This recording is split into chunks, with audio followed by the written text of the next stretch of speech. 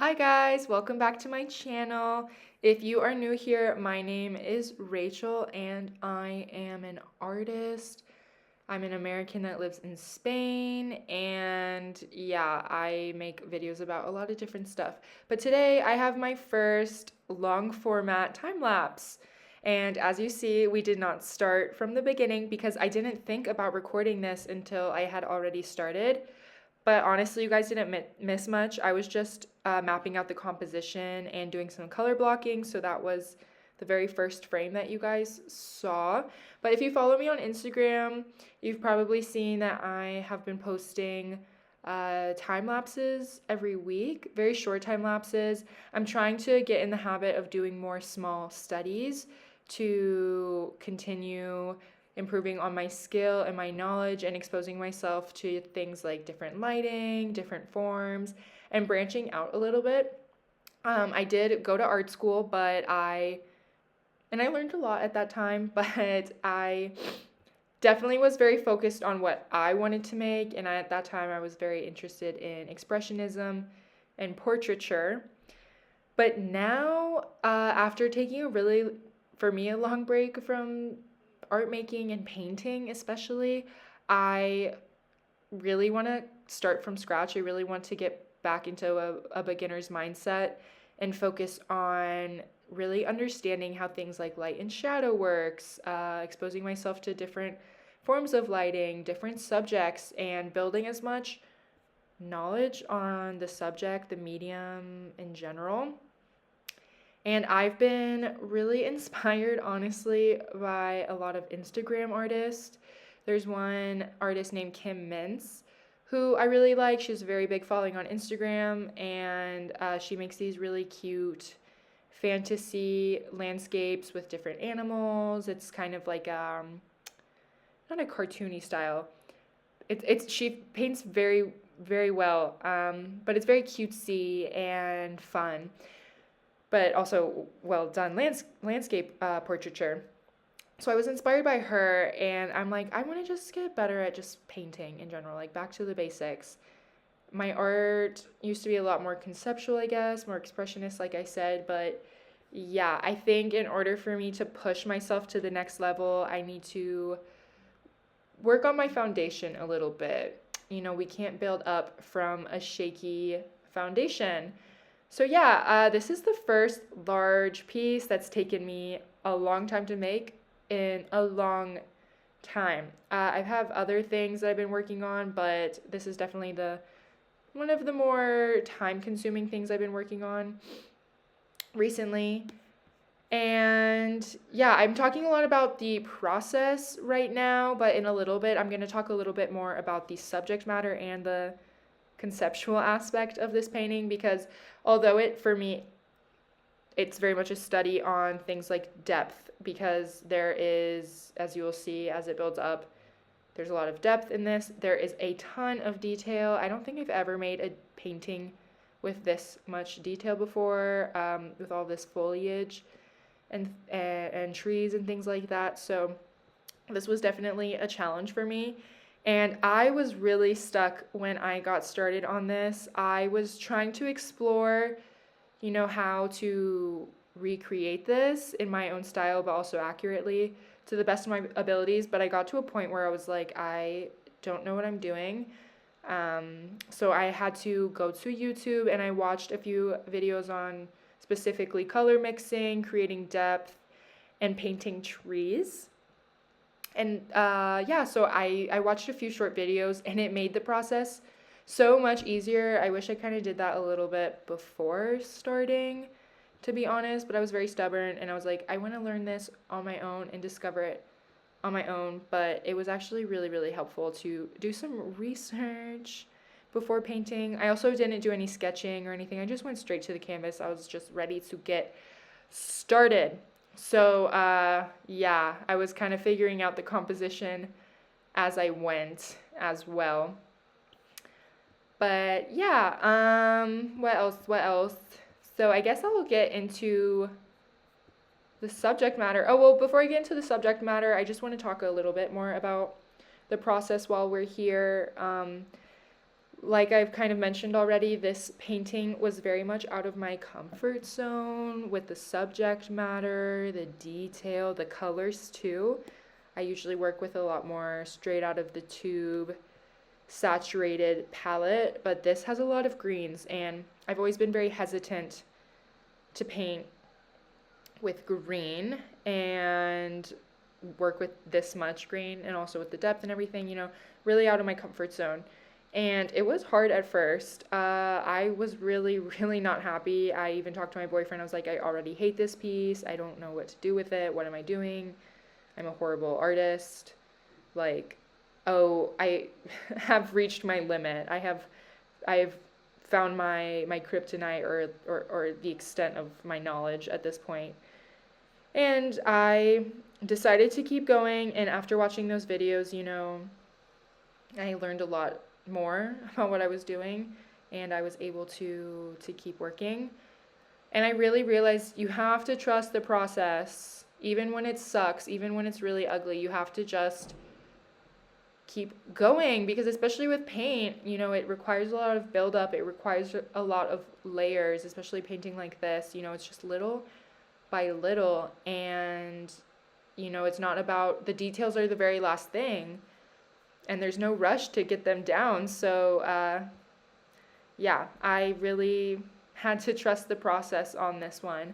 But at this point, I had overcome that struggle. I think I was having a lot more fun at this point, because I saw the vision a little bit more clearly. Also, another thing that frustrates me a lot when I'm painting and when I'm making is that when it doesn't come out how I perfectly visualized it in my head, I get very disappointed. And I'm still a young artist. There's still so much for me to learn. I only have, I don't know, compared to people who've been painting their whole lives, or painting years, or do it every day, like I don't have that much. There's still a lot for me to learn, I should say. And yeah, it's normal that I'm still finding my style. I'm still making a lot of mistakes.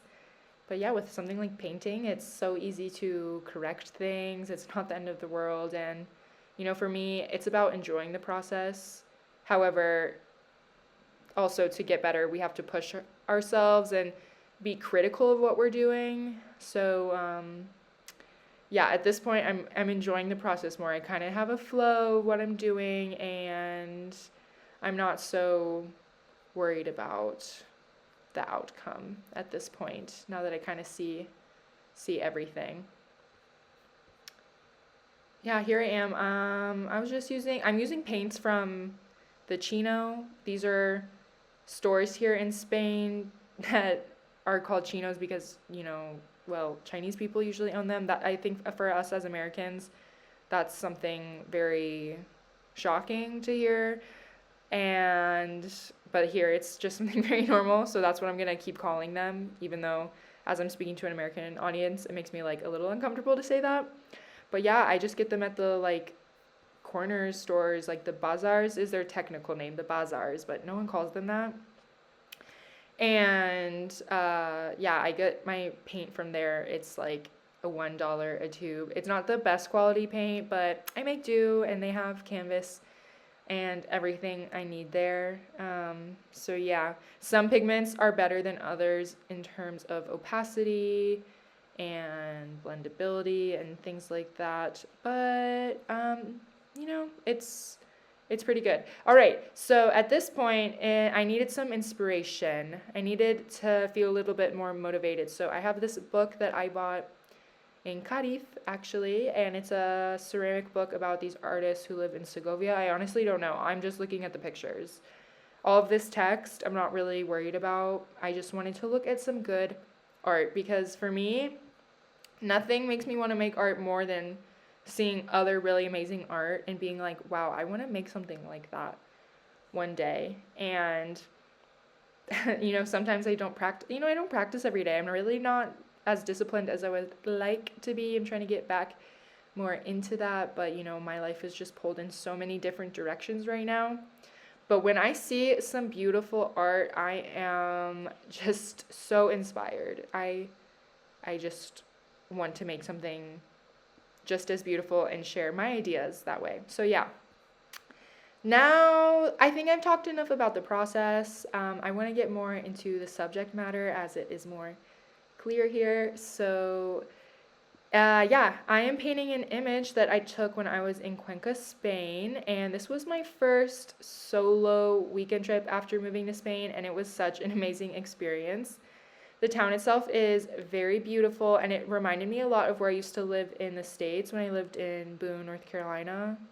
I went to Appalachian State University, and it's a mountain town, lots of trees and greenery, lots of water. It's very rainy and a river, and this town, Cuenca, reminded me a lot of Boone, so I felt very at home there.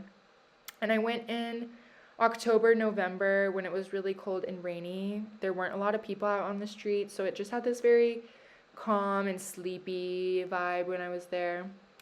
And there's a lot of art and history. They have like a lot of places in Spain, there's the more newer area where things are more developed, like the more modern shopping stores, the more modern homes and apartments and things like that. I think where most of the life and traffic is. And then there's usually a historic part if it happens to be a historical city. And that's usually connected, but a little bit to the side of the newer part. And yeah, so Cuenca has a historical area, and this town, small city, was actually recommended to me by a college professor. I knew nothing about it, but it happens to be very close to where I currently live, where I've been living the past year and a half. And it was a very, very short train ride, so that was, yeah, I thought, why not? I've never traveled alone other than when I got to Spain, so I decided to make this my first solo weekend trip. And yeah, getting back to the trip itself, to get to the historic part of the town, you have to walk up a very, very, very steep hill, very incredibly steep, very inaccessible, one might say. And it was taxing for me because I had been living a few months already in a place that is literally named after how flat it is. It's literally flatland is what it means. I was out of shape at this point, and it was really interesting because I saw locals of all ages who live in this area, and they walk up and down this hill every day like it's nothing, with their groceries, with whatever it is, and that was just really interesting that this is their reality, and for me it was just something so different. And especially one night, I remember I saw two young girls, probably a little bit younger than me, walking up this hill and carrying a plastic bag with what looked like maybe some beer, some snacks, and they were definitely on their way to a party or a friend's house. And I was just thinking, like, this is just a regular walk to the party for them, and this is just their everyday life. Like, they live in this beautiful, crazy place, and it's just so normal for them. And now that I've been in Spain a little bit, I'm not as enamored and hypnotized by all of the beautiful architecture and the novelty of the landscape. But at this point in my living abroad journey, I was still like, everything I saw was so inspiring and called my attention. And I think seeing these people, seeing the girls especially, I was like, this is just people's reality. Like, this is just their home. This is every day for them, which was really interesting. So going back to exploring the historical part of Cuenca, once you get closer to the top, leading up, there's a lot of different workshops, talleres, shops with a lot of artisanal items, very unique items. I bought a beautiful pair of iridescent butterfly earrings that were handmade by an artist there with her own little shop. And I loved the artistic energy that was there. And then once you get there to the center, to the nucleus, there's this large plaza with restaurants, the cathedral, and then there's a ton of stuff all around it. And there are amazing views because, again, you're up at the top of a hill or a mountain, and then you're surrounded by other mountains. So it is gorgeous. And at one point, I was looking for the art museum. I wanted to go see some art while I was there, and I like, let me tell you, if you are in Europe or an old city, GPS most likely won't work. I'm curious if you guys have ever had this experience. If you've been to another country, whether it's ancient, old, or maybe a place that's just not as developed and connected, but there are so many small little random roads that don't show up on GPS. And so I was lost looking for this museum, and up above me, this old man, he yells down and he's asking me if I'm lost. And I don't know how I understood him because at this point my Spanish was so bad, but I understood him and I told him yes, like I'm looking for the art museum, and he gave me directions. I ended up finding the art museum, and it was a very small space. I think the exposition was minimalistic contemporary art, which I'm honestly not a big fan of. Not saying that it's not good, but it's just not my taste. It doesn't really call my attention or anything like that. It was a very small space, and there were many levels, and they were connected by these very narrow, tight staircases, and I was just starting to feel really anxious while I was there, and that space was closing in on me. And I felt bad. Like I kind of questioned, like, oh, I need to just put up with it. Like I want to see the art. I feel bad when I don't give art my attention. But I was not feeling good. So I decided to leave the art museum. And when I went back to the cathedral area and I saw that old man again, he barely had any teeth. I was much closer to him. At this time I saw he barely had any teeth, but he had long fingernails and a guitar. And I realized he was there playing music. So, I thanked him for giving me directions and all of that. He was very kind, and he said that he would like to sing me a song. And from such a rugged and worn old man came the most romantic and beautiful voice that I have ever heard. I obviously could not help but cry uncontrollably while he was singing. I don't remember all of the lyrics, but it was a song about youth and love. And I remember when he was singing, just everything around me disappeared. I just saw him, and he was so bright, and it was just such a beautiful moment. I gave him some coins, and he even showed me his YouTube account, which unfortunately I don't remember. If I find it, I will put it in the description as well. But yeah, I just felt like, wow, this is such the most cinematic fantasy moment. It was so beautiful. And the cathedral itself, I then went to the cathedral when I was in Cuenca, and it was so massive and gorgeous from the outside. And the thing about this trip to Cuenca is I haven't been back, and I kind of don't want to go back because I saw it from such naive, unexperienced eyes that everything was so amazing. And I feel like maybe if I go back now after being in Spain a lot longer, being a little bit disillusioned, and having things like architecture and the history being a little blasé, I don't want to go back and be disappointed, because when I saw it, it was like my first time seeing all this amazing stuff. So I don't know if I perceived it better than maybe what it actually is or how I see it now. But anyways, I remember the cathedral being so impressive from the outside, and then on the inside, I just absolutely loved it. It has this very mix-matched and maximalist aesthetic, and it had lots of creepy, grotesque, disturbing art, which I love. And at this point, again, like I said, I didn't have cathedral fatigue, which is not a real... I'm curious if happens to other people, but it's, again, like, when it becomes blasé, when you see all the same stuff over and over again, like all this old architecture and art, that it's, like, just not as cool anymore. So I was still, like, had all this dopamine. I was still really excited to see all of this. It was still so new, and I gave every structure, every painting, saint, object in there so much attention. Also, in comparison with the museum, it was so expansive and calming inside. And I had this epiphany. I realized that art is not to be just confined to the museum space, but, beautiful art is just so spiritually transformative that it's something that should just be present everywhere in our everyday lives. And I was like, this is the art I want to consume. And I'm not saying that the contemporary art wasn't worthy, but comparing my two experiences, the one in the cathedral or the one just walking down the street, was just way more inspiring and transformative for me. And apart from sightseeing, I was just taking a lot of pictures because, like I said, it was just things on the street, like paint chipping off a wall was a work of art to me.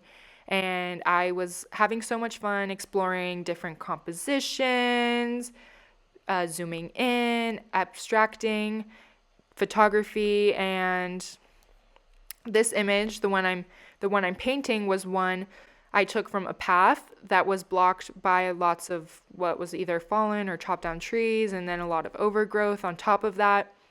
And then beyond the path was another path that was below by the river, and I didn't know how to get down, and the most obvious path was blocked by these trees and things I couldn't pass.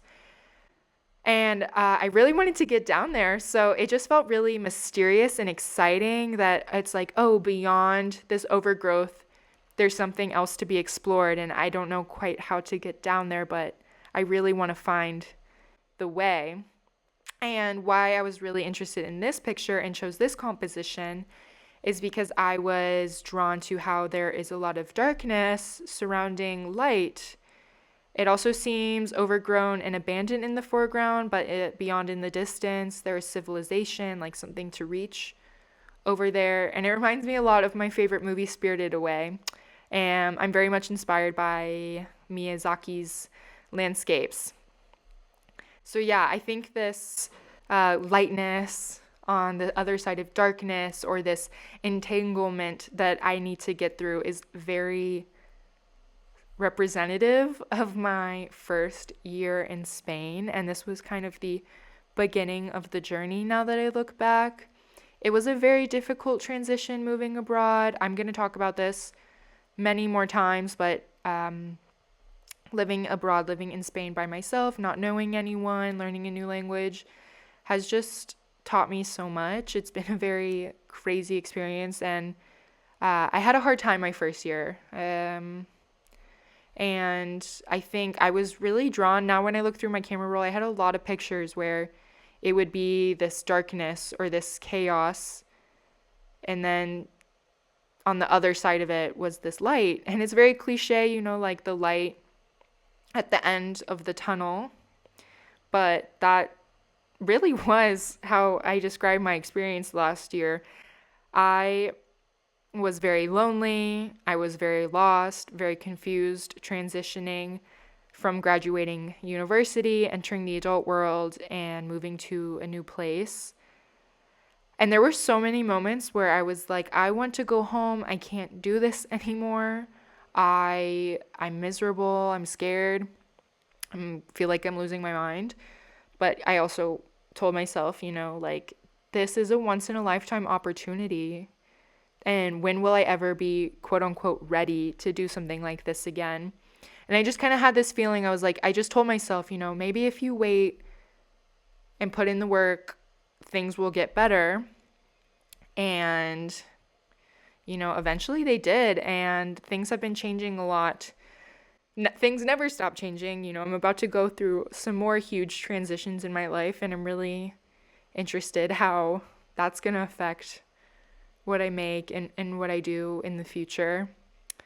But right now, now that feel like I'm on the other side of this tunnel, now that feel like I've gotten through this overgrowth, I'm looking back on my experiences from the past year, and I'm starting to understand a little bit more why I was connected to symbols like this in the image, and how this kind of reflects the more spiritual journey that I've been on. And that's something I'm going to continue talking a lot more about in the future, because my art is so connected to life and my internal and external experiences. So yeah.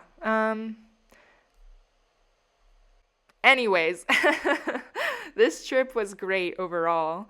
I explored a lot by myself. I tried new food. I talked to different people, and I got a little bit of a taste of solo traveling. And, after that, there were only more adventures to come. And I learned a lot about painting from this process as well. It was a lot of detail, a lot of depth. I learned a lot from my mistakes, and then there's a lot of things that I really liked about what I did in this piece. And as I was filming, when I first started painting, I have very long stretches of paint for multiple hours at a time. But as I start finishing a painting, I'll maybe have a session of like 30 minutes, 30 to 40 minutes. And a lot of that is me just honestly looking at the canvas, not really doing a lot. I'm much more particular about brushstrokes that I make. I'm not so much hesitant about my decisions, but there's not so much work to do at that point. There's not so much to be done. So I kind of I taper off. And one thing I've struggled with since I've taken a break from painting and art making is I've kind of struggled with knowing when to stop. Kind of been overworking things again, maybe underworking here and there. But with this painting, I don't really know if it's finished or not. Maybe that's something that would be helpful for me to talk about with friends in a critique or something. But personally, just based on my energy levels, it just was slowing. And I think I reached the point where I don't just physically feel like there's anything to be done. Maybe if I analyze it a little bit more, yeah, I could probably find some things to fix. Maybe the reflection in the trees in the water, I forgot to go back and add in. But that's really not that important at this point, I think. The energy is kind of gone. The moment is gone to do this piece. And it is what it is. So as much as, I talked earlier about academic approaches and painting for accuracy and technical ability, I just don't think we can, I personally can separate the more intuitive aspect of it where, yeah, there's always more that could be done or things to be fixed, but this is what has been made and that's that. One thing, a lighter note, when I was in Cuenca, I tried a lot of typical food. Monteruelo is delicious. It's like game animals that are all grounded up. I'm so sorry to my vegetarian and vegan friends, with spices, and it's really delicious. And then I tried something else. I can never remember the freaking name, but it is like goat intestine wrapped around a stick and fried or roasted, and I don't do intestines. It tastes so nasty to me. Anything like tripa or like anything like that, not for me. Oh, and then I have another little story, remember. While I was at this restaurant eating that food, I was just figure drawing, like drawing the people around me. And I was drawing this old man on the other side of the bar, and he noticed that I was drawing him. When I draw people, some people might catch on and they get kind of excited, I think. And, he was saying to his friends, like, oh, look, like she's drawing me or whatever she's drawing in general. And I went up to go to the bathroom and he asked me like, oh, I want to see the picture, or something about like asking me if I'm an artist. And I made a joke like, yeah, if you want to like sit and pose for me, I would love that, like jokingly. And he was very kind, and I was so timid at this time in my life, but looking back, like it was a really, really good trip. But I was so freaking timid when I first got to Spain. Yeah. Anyways, this video is coming to an end. I didn't film any material of me showing the actual painting. This is going to be the first of many. So I've learned a lot from editing and filming this as well. So yeah, I didn't show the final product, so I'm just warning you guys about that now. And yeah, as this video is coming to an end, I'm running out of things to say as well. Anyways, check out my website. If you haven't checked that out already, I'll put the link up. I have an Instagram, I have TikTok where I put more like Spanish, silly content and things like that. And yeah, let me know what you guys think in the comments about this piece. Let me know what you think about anything I said. I love hearing what you guys think, hearing about you guys. Again, also open to critiques, because that is something I don't have and I miss and is very important for growth, artistic growth, is hearing from others, getting feedback from different perspectives, different eyes. And, I'm learning to trust my gut, trust my intuition, and know how to determine if a piece is finished or not. But, oh yeah, in this part, I'm showing y'all my music. Let me talk about that for one moment. I've been really loving listening to like Airbnb mamas. R&B, oh my word. R&B, like Lauryn Hill, and just any like I don't know, any random R&B, jazzy, good vibes playlist. I also really like to listen to rap music, but I just need more peace and tranquility in my life these days, so I'm going for more slow jams. But a funny thing is, if I listen to like classical music while I'm painting, I get really anxious. If I listen to like music that's like intentionally for relaxing, it makes me very uneasy. And I actually have a student that I give private lessons to, and she's the same way. She's the one that actually helped me articulate that. She was the one that was like, I put on calming music for her to study, and she was like, I hate this. I need like upbeat pop music. And I was like, you know what? That's so true. Like,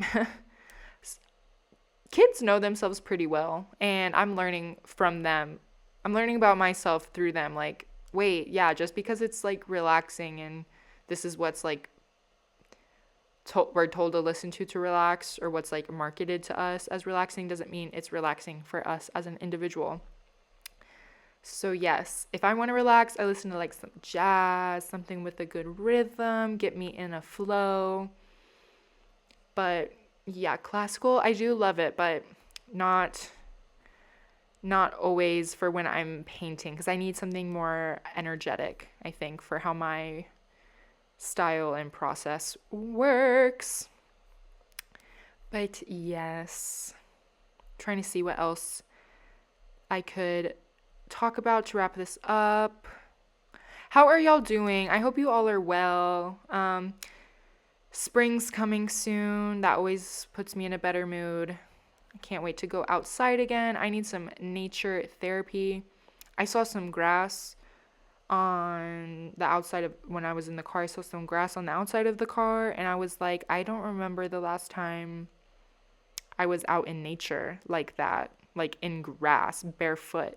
And I think I need to reconnect, to recharge, do some, what is it called, grounding, when you take your shoes off and you walk around in the grass. Yeah, I need me some of that soon. But yeah, let me know if you like this format. I am going to hopefully be painting a lot more, making a lot more process videos where I talk about life and technique. And I just want to take you guys along with me on my artistic journey and my life journey. We're in this together, because I have no clue what's going on either, like the most of us. So yeah, thank you so much for supporting my channel, for taking the time to listen and watch this. I hope you enjoyed it. And like, again, follow me on my socials. Don't forget to like, comment, subscribe, and maybe share if you're feeling a little generous. And yeah, I will see you guys in the next one. Bye.